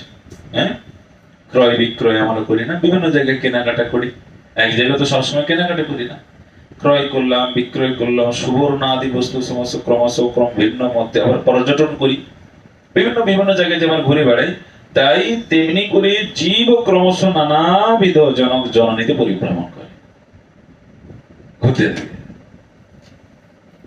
আবার উঠে যাচ্ছে কে আবার বাচ্চা, হ্যাঁ, নানা জনিতে এবং জীব ভ্রমণ করছে। আচ্ছা, শত্রু যদি পুত্র হয়, এখানে বলছে শত্রু যদি পুত্র হয় তাহলে তাহাতে আত্মীয়তার কিরূপে স্নেহ হয় তাহাই দৃষ্টান্ত দ্বারা দেখাইতেছে। শত্রু গৃহস্থিতা যে স্বর্ণমুদ্রা শবদ প্রযোজিকা হয়, দৈবা তাহাই সগৃহে আসিলে প্রেমাস্পীদ ভূত ভোগ প্রযোজিত হয়। এখানে বলছেন যে জীবের সহিত অন্য জীবের সম্বন্ধ নিত্য দেখা যায় না। আচ্ছা ঠিকই তো, জীবের সহিত অন্য জীবের সম্বন্ধ নিত্য দেখা যায় না। কোন একটা জীবের সঙ্গে আপনার সম্বন্ধ নিত্যকাল থাকে না, থাকে নিত্যকাল সম্বন্ধ জীবের থাকে না। যে কাল পর্যন্ত যে বস্তুর সহিত সম্বন্ধ থাকে সে কাল পর্যন্ত সেই বস্তুর প্রতি পুরুষের মমতা থাকে, সম্বন্ধ থাকে। কোন একটা ব্যক্তির সঙ্গে ব্যক্তির মিলনের একটা সম্বন্ধতা আছে, কি যতকাল আপনার ওই ব্যক্তিটার মধ্যে আপনি ওই গুণগুলো দেখবেন ততকাল আপনার সঙ্গে সম্বন্ধ থাকবে, তারপরে থাকবে, তারপরে দেখবেন সম্বন্ধ বিচ্ছেদ হয়ে গেছে। কত কত বন্ধু ব্যক্তিদের সঙ্গে সম্বন্ধ বিচ্ছেদ হয়ে গেছে, সে দেখছে যে আমি আর ওনার মতন আগের মতন আর সে আচার ব্যবহার পাচ্ছি না, সম্বন্ধতা। তাই জীবের সম্বন্ধতা নিত্য নয়, জীবের সম্বন্ধতা আমাদের নিত্য নয়।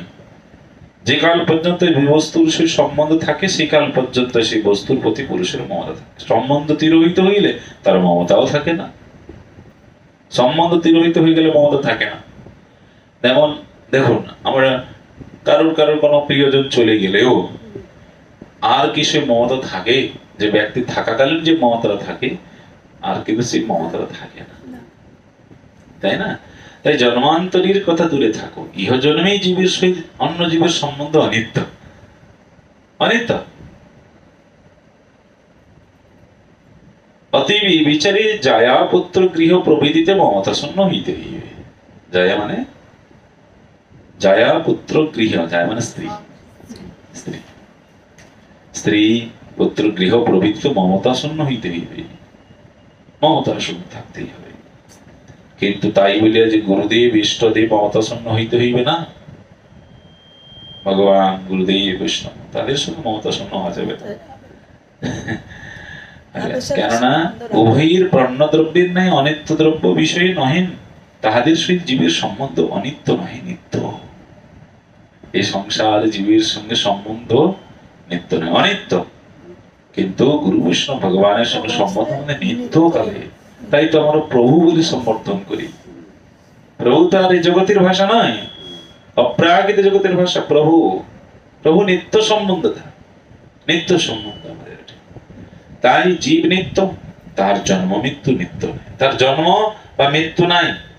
জীব নিত্য, কিন্তু জীব জন্ম মৃত্যু নেই। জীব দেহটার জন্ম মৃত্যু আছে, কিন্তু জীবের জন্ম মৃত্যু নেই, জীব নিত্য। পিত্রাদির সহিত দেহ সম্বন্ধ যুক্ত হইলে জীব নিত্য, দেহ অনিত্য, সেই দেহের জন্ম মৃত্যু হয়। দেহের ন্যায় জাগতিক সকল দ্রব্যই অনিত্য, এই দেহের ন্যায়। জীব তো নিত্য, আমরা জীবকে ভালোবাসি কেন? আমার মধ্যে যে বস্তু আছে ওনার মধ্যে সেই বস্তু রয়েছে। তাহলে মোহিত হতে হবে কার প্রতি? জীবাত্মার প্রতি। কিন্তু আমরা বস্তু দেহের প্রতি মমতা হয়ে যায়। কে? দেহের প্রতি মমতা হয়ে যায়। কোন একটা দেহ তার প্রতি মোহিত আমরা হয়ে যায়। এই জন্য জীবাত্মা দেহে থাকা কাল পর্যন্ত দেহের সহিত দেহ সম্পর্কিত বস্তু ব্যক্তির সহিত তার অনিত্য সম্বন্ধ। দেহত্যাগ বা দেহ সকলের বস্তু তো সম্বন্ধ ত্যাগ, কিন্তু শ্রী গুরুদেব ইষ্ট দেহ সব জীবাত্মারই সম্বন্ধ। সুতরাং সে সম্বন্ধ নিত্য। সে সম্বন্ধ নিত্য। যেমন এখানে বলেছেন যে যেমন অগ্নি ও কাষ্ঠ এক নহে, অগ্নিদাহক ও প্রকাশক এবং কাষ্ঠ দাহ্য বা প্রকাশ্য, তদ্রূপ আত্মা ও দেহ পৃথক ধর্ম বিশিষ্ট। অগ্নি যেমন কাষ্ঠের অভ্যন্তর অবস্থা থাকে, অগ্নি কাষ্ঠের মধ্যে থাকে কিন্তু আমরা দেখতে পাই না। দেখতে পাই কি? যখন অগ্নি দেওয়া হয়, দাহ হয়, আর যখন সে কাষ্ঠে জ্বলতে থাকে, ব্যাস তখন আমরা আগুনটা দেখতে পাই। দেখতে পাই কিনা? তো তেমনি করে আমাদের মধ্যে যে অভ্যন্তরে জীবাত্মা পরমাত্মা রয়েছে তা আমরা দেখতে পাই না, দেখতে পাই না। কিন্তু যখন জীব সাধন করে তখন সে সাক্ষাৎ রূপে দেখতে পায়। তাই কাষ্ঠ দ্বারা আবৃত অগ্নি প্রকাশিত হইয়া যেমন কাষ্ঠকে দগ্ধ করিত নিজের স্বরূপ প্রকট করে, অবিদ্যা আবৃত আত্মাও বিদ্যান হইয়া নিজের আবরণ অবিদ্যাকে ধ্বংস করে। মানে কাষ্ঠ যখন অগ্নি দিয়ে দিলে কাষ্ঠকে পুড়িয়ে দেয়, ছাই করে দেয়, তেমনি অবিদ্যা আবৃত আত্মা, এই আত্মা আমাদের অবিদ্যার দ্বারা আবৃত করা আছে। আত্মাকে এই বিদ্যার দ্বারা, জ্ঞানের দ্বারা যখন অবিদ্যা নিবৃত হয় তখন আত্মা সব প্রকাশ হয়ে যায়। জ্ঞান চাই, জ্ঞানের দ্বারা, বৈরাগ্যের দ্বারা তখন কি হবে? আর সেই জ্ঞান ও বৈরাগ্যের মাথা কে? ভক্তি। ব্যাস, যখন ভক্তি হয়ে যাবে তখন তার অবিদ্যা সব চলে যাবে, আর তখন কি হবে? জীবাত্মা সব প্রকাশ হয়ে যাবে।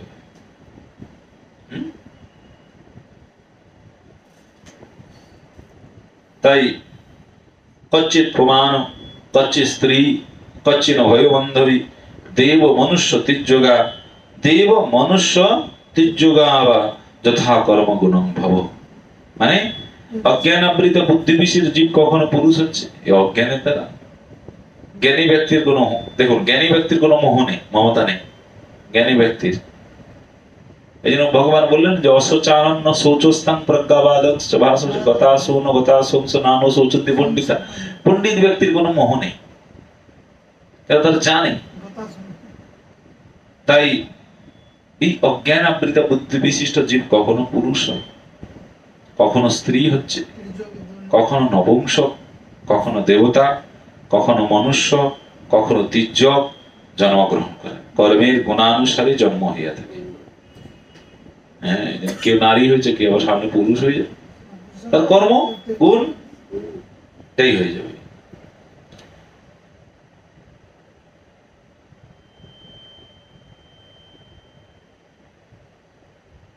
তাই ঈশ্বরাধীন মায়াগুণের দ্বারা এই যে স্থূলদেহ সূক্ষ্মদেহ বিরচিত হইয়াছে, তাহাতেই জীবের অধ্যাস বশত সংসার দশা উপস্থিত হইয়া থাকে। এই যে সূক্ষ্মদেহ স্থূলদেহ তারা সংসার হয়েছে আমাদের। সুতরাং এই আত্মবিদ্যা এই সংসার বন্ধন ছেদন করিতে সমর্থ। এই আত্মবিদ্যার দ্বারা সংসারকে ছেদন করা যাবে। এই জন্য জীবকে তো শ্রবণ করতে হবে, শ্রবণ না করলে কি করে ছেদন করবে সংসারকে? তাই স্থূলদেহ ক্ষিতি অবতেজ মরুদ্বোম এই পঞ্চভূতাত্ম। তাই ভগবান বলেছেন এখানে, যেহেতু জীবাত্মা দেহান্তর্গত হইলেও বিশুদ্ধ দেহাদি বিলক্ষণ, সেহেতু বিচার সহকারে কার্যকারণ সমষ্টি স্থিত শুদ্ধ পরমাত্ম তত্ত্বকে অবগত হইয়া যথাক্রমে এই স্থূল সূক্ষ্ম দেহ বিষয়ক বস্তুতে বাস্তব জ্ঞান পরিত্যাগ করিবে।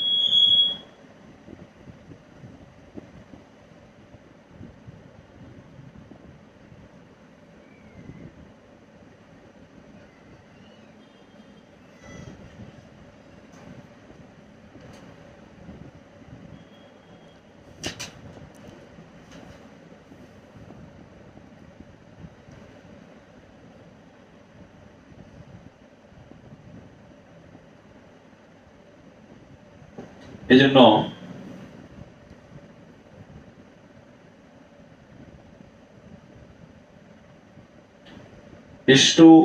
ইষ্ট দেবতা যজ্ঞে সলোকং জাতি যজ্ঞিক ভঞ্জিত দেবব তত্র ভোগান দিব্যান নির্জর্জিতান। মানে ইন্দ্রাদি যাজ্ঞিক পুরুষ কি করে এই জগতে যজ্ঞ সকলের দ্বারা ইন্দ্রাদি দেবতাগণের পূজা করিয়া স্বর্গপদ লাভ করেন, তথায় দেবতাগণের নেই নিজ পুণ্যফল প্রাপ্ত দিব্য ভোগ বস্তু সকল উপভোগ করিয়া থাকে, স্বর্গে গিয়ে সেখানে ভোগ করতে থাকে। আবার কি করে সম্পূর্ণ উপচিত শুভ্রে বিমান উপগীয়তে গন্ধর্ব বহরণ মধ্যে দেবীনাং হৃদব বেশদ্রী। মানে এই মনোহর বেশধারী হইয়া নিজের পুণ্য প্রাপ্ত সর্বভোগ সম্পন্ন শুভ্র বিমানে অপ্সরাগণের মধ্যে ক্রীড়া করে থাকেন, আর গন্ধর্বগণ সে কর্তৃক স্তুত হইয়া থাকে। দেবীগণ অর্থাৎ অপ্সরাদি সেখানে ক্রীড়া করে থাকেন। যে কাল পর্যন্ত ভোগীর দ্বারা পুণ্যের সমাপ্তি লাভ না হয় সে কাল পর্যন্ত স্বর্গগত পুরুষ স্বর্গে স্বর্গসুখ ভোগ করে। অনন্তর পুণ্যক্ষয় হইলে অনিচ্ছা সত্ত্বেও কাল কর্তৃক চালিত হয়ে অধঃপতিত হয়। তাবৎ সমোদতি স্বর্গে যাবৎ পুণ্যৎ সমাপ্যতে ক্ষীণ পুণ্য পততো পার্গ নিচ্ছিন্ন কাল চালিত। যে কাল পর্যন্ত ভোগীর দ্বারা পুণ্যের সমাপ্তি না হয় সে কাল পর্যন্ত স্বর্গগত পুরুষ স্বর্গে সুখভোগ করিয়া থাকেন। অনন্তর পুণ্যক্ষয় হইলে আবার অনিচ্ছা সত্ত্বেও কাল কর্তৃক চালিত হয়ে অধঃপতিত হয়, আবার এখানেই পতিত হয়। যদি জীব অসৎ সংসর্গে অধর্মরত বা অজিতেন্দ্র হয়, কামুক কৃপণ বিষয়ভোগ তৃষ্ণাকুল স্ত্রী লম্পট তন্নিমিত্ত প্রাণী হিংসাকারী হইয়া শাস্ত্রবিধি ব্যতীত পশুবধ পূর্বক প্রেত ভৌতগণের যজন করিয়া কর্মাধীন বশত নরক লাভ ও স্থাবরত্ব প্রাপ্ত এবং এই স্থাবর শরীরের দ্বারা পুনরায় পরিণামে দুঃখপ্রদ কর্মসমের অনুষ্ঠান করিয়া সেই কর্মহেতু পুনরায় তদ উপযোগী দেহ লাভ করে, তাহা হইলে প্রবৃত্তি মার্গে ভ্রাম্যমান মর্তজীবের সুখ কিসের? এগুলো থাকলে এই যদি বলছে না এগুলো বিষয়ভোগ কৃপণ কামুক মানে ইন্দ্রকে জয় করতে পারছে না, স্ত্রী লম্পট তন্নিমিত্ত প্রাণী হিংসা, এই সমস্ত ব্যক্তি ভগবানকে প্রাপ্ত করতে পারবে না। তাই কর্মের অধিকারী এখানে দুই প্রকার, ধার্মিক অধার্মিক। এখানে তার মধ্যে ধার্মিকের গতি বলা হইয়াছে। আপনা আপনি অজিতেন্দ্র হইতে পারে ইহার অর্থ কামাত্মা বলিয়া, কৃপণ অর্থাৎ দীন, অতএব লুব্ধ অর্থাৎ ভোগ তৃষ্ণাকুল, স্ত্রৈণ অর্থাৎ স্ত্রী লম্পট। শাস্ত্রবিধি অনুসারে যাহারা ধর্মপথে থাকে ধর্মকর্ম করেন তাহারা ধার্মিক। শাস্ত্রবিধি উল্লঙ্ঘন পূর্বক অধর্মপথে অথবা স্বেচ্ছাচারে যাহারা অধর্ম করে তাহারা অধার্মিক। অধার্মিকদের গতি বলিতেছেন এখানে। অসৎ ব্যক্তির সঙ্গে লোকে অসৎ হইয়া থাকে, ইহা সর্বজন বিদিত, কিন্তু কেহ অসৎ সঙ্গ ব্যতীত আপনা আপনি অজিতেন্দ্রিয়। কেননা কামাত্মা অর্থাৎ কামুক ব্যক্তি প্রকৃতপক্ষে কৃপণ বা দীন, কেননা কাম ভোগে উপশমিত হয় না, বরং ভোগ বস্তু লাভের পূর্বাপেক্ষা অধিকতর ভোগ পিপাসা বৃদ্ধি হয়। তখন ভোগ্য বস্তুর পরিমাণে সংখ্যায় অধিক প্রয়োজন হয়, অতীব ভোগী অতৃপ্ত ব্যক্তি কোনো সুখ নেই। জাত কাম নাম উপভোগেন সম্মতি। ঘৃত দ্বারা অগ্নি যেমন নির্বাপিত হয় না পরন্তু উত্তরোত্তর বর্ধিত হয়, সেইরূপ কাম্য বস্তুর উপভোগের দ্বারা ভোগ পিপাসা বর্ধিত হইয়া থাকে, উপশম প্রাপ্ত হয় না। ওই জন্য স্ত্রৈণ বা স্ত্রী লম্পট পুরুষ হচ্ছে জীব হিংসক।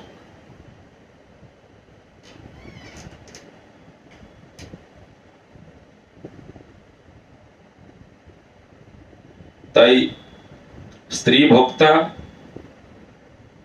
দেখুন এখানে স্ত্রী ভোক্তা যারা কামক তাদেরকে কোন কুকুর তুল্য আচরণশীল বলেছে। সে সর্বদাই স্ত্রীর ইন্দ্রিয় ভোজনে তোষণে রত, সুতরাং স্ত্রী দেহ সংপোষণে সে প্রাণী হিংসক বলেছে।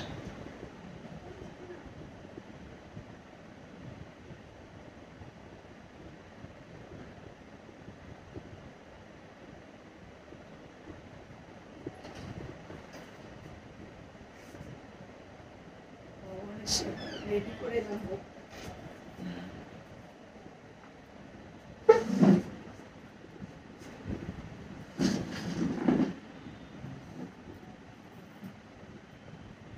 গুণা সৃজন্তি কর্মাণি গুণ সৃজতি গুণান জীবস্তু গুণ সংযুতে ভঙ্গক্তি কর্ম ফলানসুখ ইন্দ্রবর্গই পাপ পুণ্যাত্মা। মানে এই ইন্দ্রগণই হচ্ছে পাপ পুণ্যাত্মা। ইন্দ্রগণ কর্ম সময়ের অনুষ্ঠান করিয়া থাকে, এই ইন্দ্রের দ্বারাই আমরা পাপ পুণ্য করে থাকি। তাই সত্তাদি গুণ সমূহ এই সকল ইন্দ্রই বর্গকে কর্মে প্রবৃত্তিত করে।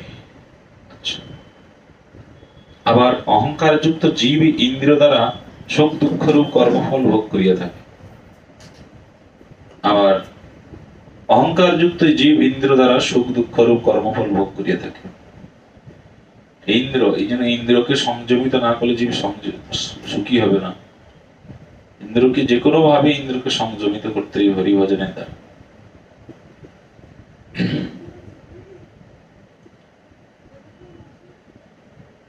তাই এখানে জৈমিনীয় গণের মত এখানে বলেছেন, জৈমিনী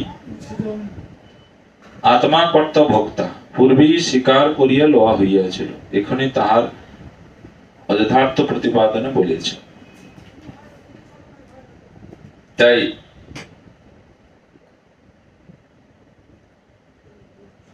যে কাল পর্যন্ত অহংকার আদি কার্যরূপ সত্তাদি গুণ সমূহের বৈষম্য ঘটে, সে কাল পর্যন্ত জীবের দেবতাচার্যদের নানা প্রকার প্রাপ্তি হয়। যে পর্যন্ত জীবের তাদৃশ নানাবিধ রূপত্ব লাভ হয়, তাবৎ কাল তাহার কর্ম পরতরত্ব থাকে। এখানে বসো, বসো চেয়ার।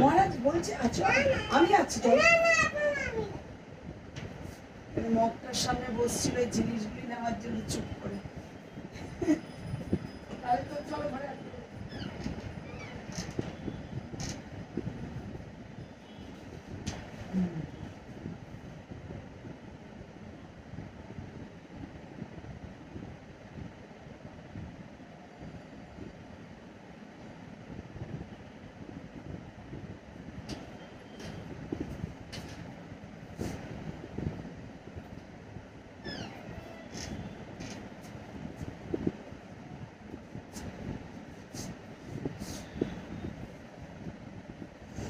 এখানে উদ্ধবজি ভগবানকে বলছেন যে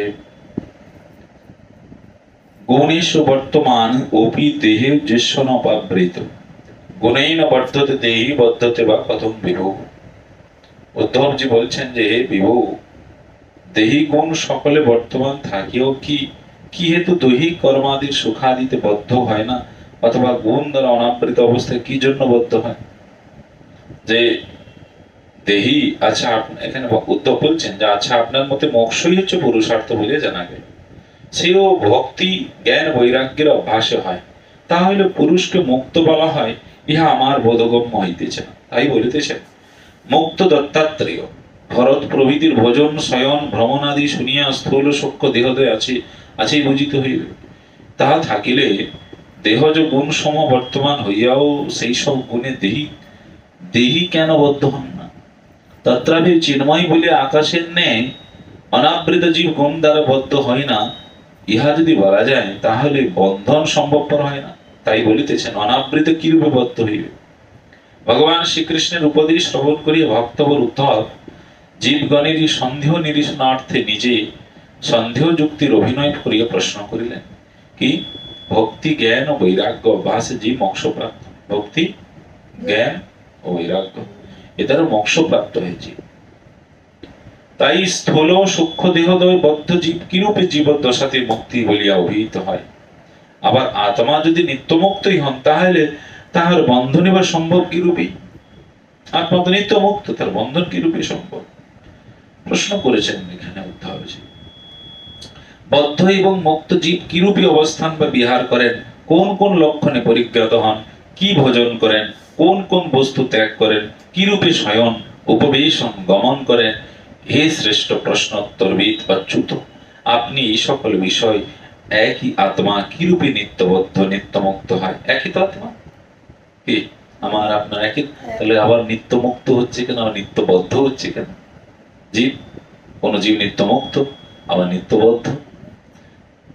তৎসম্বন্ধে আমার যে ভ্রম আছে তদুত্তর আমার নিকট বর্ণন করুন। উদ্ধবজি প্রশ্ন করলেন কে লাস্টে কি যে বদ্ধ মুক্ত জীব কিরূপে অবস্থান বিহার করেন, বদ্ধ বা মুক্ত কিরকম বিহার করবে, তার লক্ষণ কি, বা কি ভোজন করেন, কোন কোন বস্তু ত্যাগ করেন, কি রূপে শয়ন করেন, কি রূপে উপবেশন করেন, কিভাবে গমন করেন, একই আত্মা কি করে বদ্ধ আবার মুক্ত হয়, এই তো বিষয়ে আপনি আমাকে অবগত করেন, আপনি বলুন আমাকে। হ্যাঁ, এখানে প্রশ্ন করেছেন।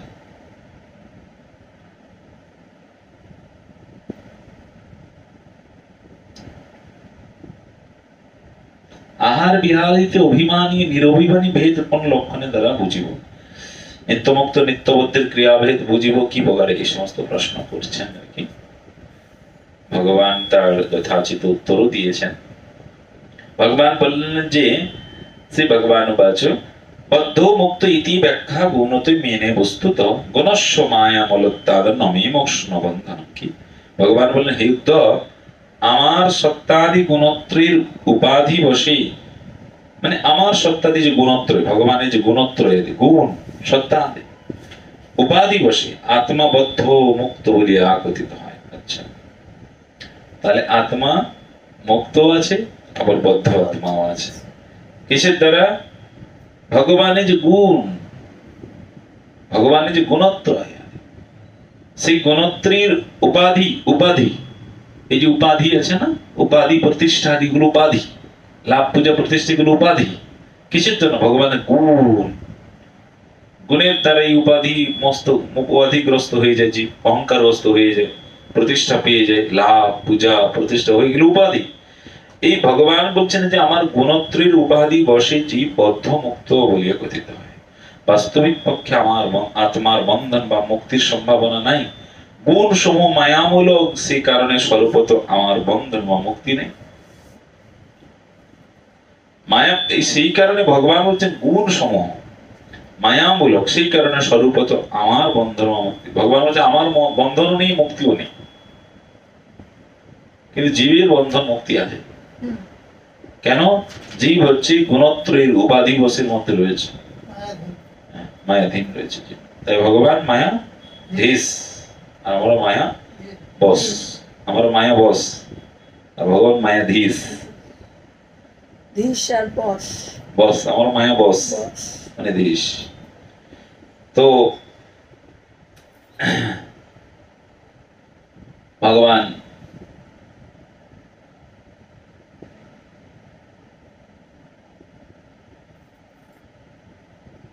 এখানে ব্রহ্মাও খুব করে বলেছেন সুন্দর করে। ব্রহ্মা কইলেন যে ভববন্ধ মোক্ষ এই দুইটি অজ্ঞানকৃত, সুতরাং সত্যজ্ঞান হইতে ভিন্ন। বিচার করিলে যে পাওয়া যায় সূর্যে যেরূপ দিবা রাত্রি অস্তিত্ব নেই, সেরূপ মায়া সম্বন্ধ শূন্য অখণ্ড অনুভব স্বরূপ আত্মমধ্যে দুইটিরই অধিষ্ঠান নাই। সূর্যের কোনো তার দিন আর রাত্রি নেই। সূর্যের এখানে বলছেন কি, সূর্যের কোনো দিবা বা রাত্রি অস্তিত্ব নাই। তাহলে যেখানে যারা মায়া সম্বন্ধ শূন্য, তাদের কোনো আর বদ্ধ মুক্ত, তাদের এসব কিছু ব্যাপারই না, তারা তো মুক্তই।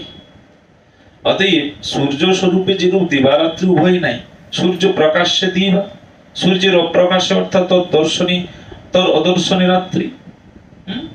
রাত্রি এখন যেমন রাত্রি, সূর্য দেখতে পাচ্ছি না, সেইরূপ আত্মস্বরূপের অপ্রকাশে আমি আমার।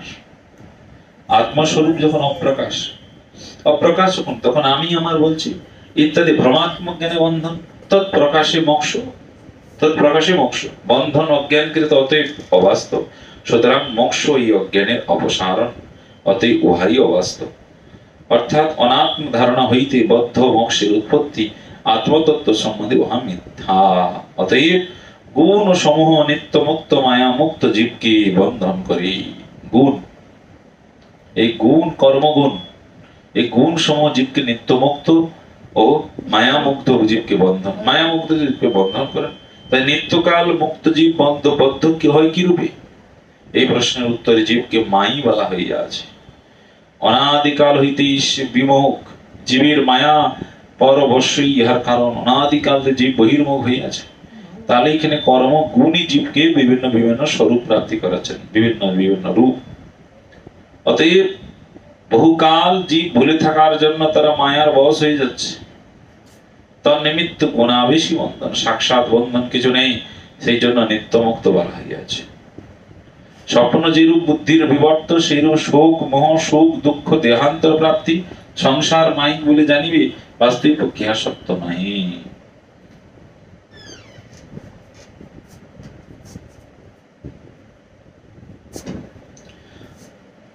ভগবান বলছেন যে হে উদ্ধব, বিদ্যা এবং অবিদ্যা উভয় আমার মায়া নির্মিত। বিদ্যা এবং অবিদ্যা আমার মায়া নির্মিত, অনাদি আমার শক্তি স্বরূপ, দেহিগণের বন্ধ মোক্ষ হেতু বলিয়া জানিবে। আমারই গুলো মায়া, এই বিদ্যা আদি। পরাবিদ্যা অপরাবিদ্যা আছে, বিদ্যা আবার ভাগ আছে, পরাবিদ্যা অপরাবিদ্যা। আর অবিদ্যা এগুলো ভগবানের নির্মিত মায়া।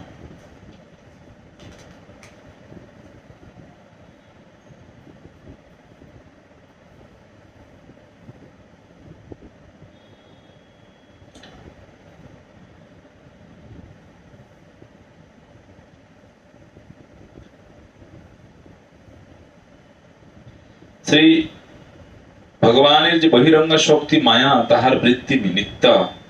বিদ্যা অবিদ্যা ভগবানের মায়া দ্বারা বিরচিত বলে তদ উভয়ই সৃষ্টি ও উপচারিক মাত্র।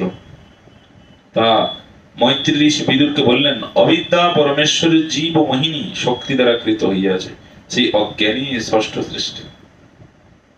মায়ার তিনটি বৃত্তি প্রধান, অবিদ্যা ও বিদ্যা। প্রধানের দ্বারা মহৎ আদি পৃথিবীন্ত সর্বতত্ত্ব সৃষ্টি হয়, অবিদ্যা দ্বারা। হে মহামতে, অদ্বিতীয় স্বরূপ আমার অংশে জীব অদ্ভুত হইয়া অবিদ্যা দ্বারা তাহার বন্ধন প্রাপ্ত এবং বিদ্যা দ্বারা মুক্তি লাভ হইয়া থাকে। অবিদ্যা দ্বারা কি হবে? বন্ধন। আর বিদ্যা দ্বারা মুক্তি। বিদ্যা দ্বারা মুক্তি হবে।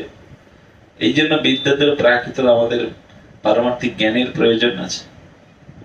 হ্যাঁ, ব্রহ্মতত্ত্ব জ্ঞান, ব্রহ্মতত্ত্ব জ্ঞান উদয় হলে আমাদের দেখবেন বৈরাগ্য হয়ে যাবে, তাছাড়া হবে না। এজন্য আমি এক, জীব আমার বিভিন্ন অংশ এবং বহু। তা জীব তত্ত্ব শক্তি, কৃষ্ণ তত্ত্ব শক্তিমান, গীতা বিষ্ণু পুরাণাদি তাহাতে প্রমাণ এখানে বলেছে।